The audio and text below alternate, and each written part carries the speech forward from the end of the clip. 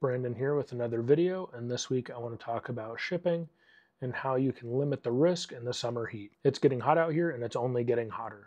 So you might remember the black pastel yellow belly red stripe clown and the red stripe yellow belly het clown that were in a previous video.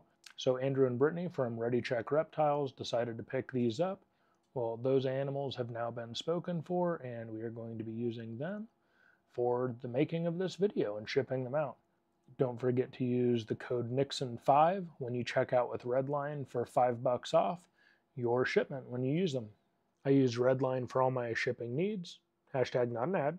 A super useful feature is that you can use your zip code and the zip code of your customer to not only find a hub near them, which is obviously the most preferred method for, shipping and receiving. I find this provides the least amount of risk as far as temperature fluctuations and overall danger for the animal. A couple of weeks ago, temperatures were way higher than I had expected, and I had a box that was going to be heading out to Texas. And the daily high there was, I think, around like 105, which is, not ideal. However, with it basically being early into summer, it's only going to get hotter. So it made the most sense to try and ship now while it was at least somewhat reasonable early in the morning, which brings up an often overlooked feature of Redline, which is the customer support. I was able to reach out to them. I gave them my information, where the box was going to, how many animals I was shipping, and they basically helped figure out kind of what I should do for that situation. We came to the conclusion that using 2 cryo packs that were frozen was going to be the most ideal, and everything went fine. Shipped out the package, it arrived on time. The heat early in the morning was only probably in like the mid 80s, so it wasn't too bad. And overall, it was super helpful. And, that situation specifically was a little stressful, so it was nice that Redline could help out in helping me navigate that situation.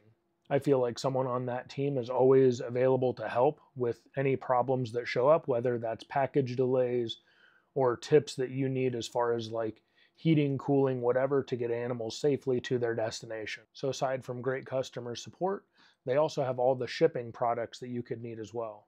From boxes, bags, deli cups, heat packs, cool packs, phase packs, they even have some husbandry supplies like probes and different things like that. So speaking of supplies, during the summer months, you have a few different options. You can use the cool packs, which come in a large sheet where you basically cut off the amount that you need. You fully submerge or run them underwater until the consistency changes. Then you throw those in the freezer until they become solid. Likewise, you can also use a cryo or what they call a phase pack, and those basically act the same way. If you need to use them for a cooling situation, you basically throw them in the freezer until they become solid, and then use them whenever you're ready to ship your animal. While I have used ice packs before, using the cool packs they had were a little bit different, but they do have directions for those on their website, which is super handy. I personally prefer the cryo packs to the cool packs, and overall that's because the cryo pack's goal or purpose is to basically maintain a temperature within the mid-70s to go from a solid state more to like a liquid state, and that's basically helping the temperature within the box stay within the mid-70s. Another important factor whenever you're shipping your animals is basically the padding. Now, I used to use this orange crinkle cut paper that I got from Uline. I really like the look of it. I like the color. It kind of fit with, what I have going on with, all the Ultramelon Sunset stuff being orange. But I felt like that stuff potentially left a little bit more of a mess than people would like, and it's more or less confetti. So what I switched to is this stuff, which is polyfill. It's basically the stuffing from inside of a pillow or something along those lines. You can get this at Joann's Crafts or Amazon. Now, what I like about the polyfill is that it is, super cushiony. So I'm pretty confident whenever I pack an animal in a box with this stuff, they're super secure, super safe. They're not going to be shifting around or rotating or anything along those lines. You could basically pack the animal in there, toss the box at a wall, and it's barely going to budge. Now, once you have your box prepared, I like to poke 2 holes on each side of the box. And this basically allows for the airflow to exchange within the box, creating a more consistent temperature as well as oxygen exchange for the animal. So I then fill the bottom of the box with a layer of polyfill. I create a little nook for the snake to sit in, or snakes, depending on how many you got going. And then I put another layer of polyfill on top and around the sides to ensure that basically the animal is fully protected. Once the animal is fully secure, I take my cryopack or cool pack, wrap it up in some unprinted newspaper, and then I basically put another line of paper on top of the polyfill, put in the cool pack, and that basically creates a little bit of a barrier to where that cool pack is not going to be coming in direct contact with the animal. And once I feel like that's secure, I add the top piece of styrofoam. Previously, I used to use zip ties in that top piece of styrofoam as like a little handle, and that helped people get into the box a little bit easier, but I need to order more. Next step is basically to add any stickers, business cards, notes, etc., and then close the box up. So let's talk about labels. I started using a thermal printer, I don't know, a year, maybe 2 ago, and that was after Brock mentioned how much he had loved his.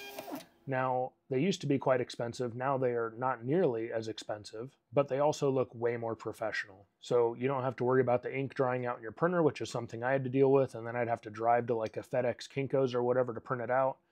And then on top of that, you have to put like a mound of tape on top of that. So overall, the thermal printer is way cheaper, way faster, and it just looks way more professional. So I got mine off of Amazon, and I put a link down in the description below if you want to make your life a little bit easier. I know I wish I would have gotten mine sooner, and oh, the time that that would have saved. So speaking of labels, I also like to use these labels. Focus, focus.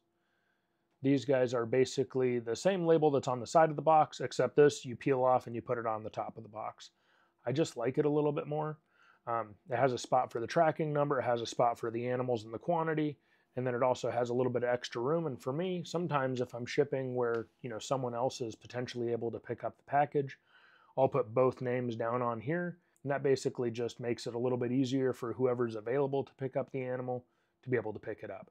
So far, I haven't had any issues with that. Let me know in the comments down below who you use to ship your animals, and if you do anything different when you're preparing your shipments for the summer months.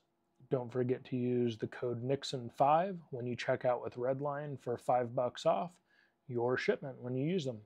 I know your time is valuable, so thanks for taking your time to watch this video. I hope it helped, and we will see you in the next video. Links are in the description down below.